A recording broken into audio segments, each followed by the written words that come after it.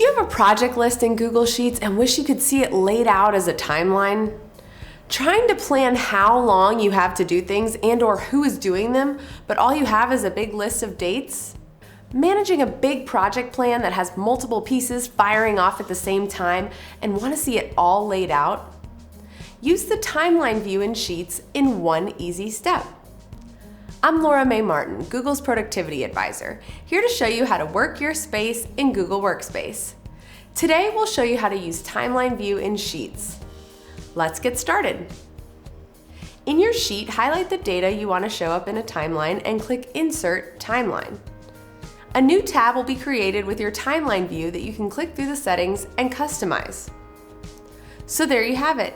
Use Timeline View in Sheets in one easy step. If you have any specific questions about this tip, leave them in the YouTube comments below. Looking for more tips just like this?